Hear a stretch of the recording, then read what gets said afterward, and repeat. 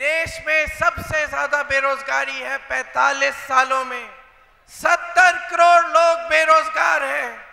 30 लाख सरकारी पद खाली है केंद्र में। ఈ రోజు దేశంలో 70 కోట్ల మంది నిరుద్యోగులు మనకు కనబడుతున్నారు. అయితే కేంద్రంలో 30 లక్షల ప్రభుత్వ ఉద్యోగాలు ఖాళీగా నిర్వీర్యంగా అక్కడ ఉన్నాయి. पिछले 3 सालों में देश की जनता की बचत 9 लाख करोड़ रुपए कम हो गई. 9 లక్షల రూపాయలకు పైగా ప్రజల యొక్క రుణాలు పెరిగిపోయాయి.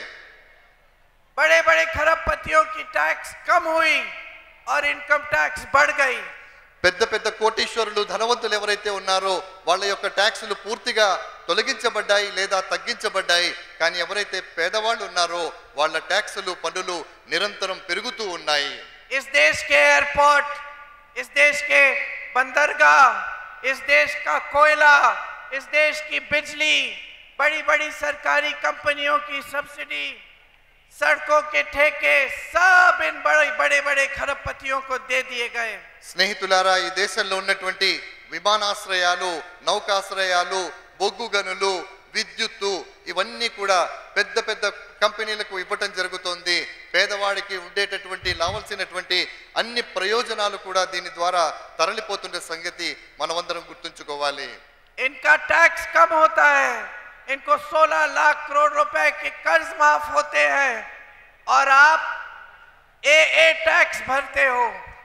వీళ్ళకి 16 లక్షల కోట్ల రూపాయలు అంటే ధనవంతుల యొక్క 16 లక్షల కోట్ల రూపాయలు రుణాలు పూర్తిగా తీసివేయబడతాయి. అదానీ అంబానీ ట్యాక్స్ ఆప్ భర్తే హో.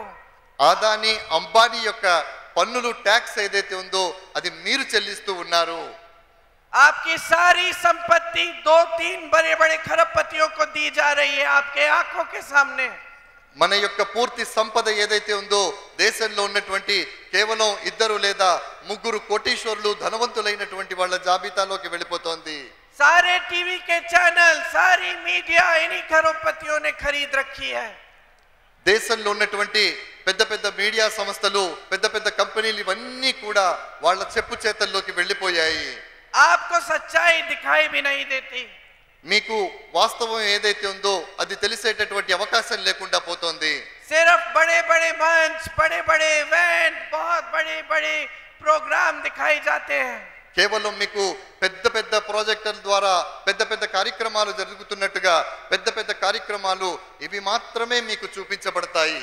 और मोदी जी और इनके मंत्रियों की इतनी भी हिम्मत नहीं है कि चुनाव के समय जब आपसे वोट मांगने आए तो अपने काम के आधार पर मांगे.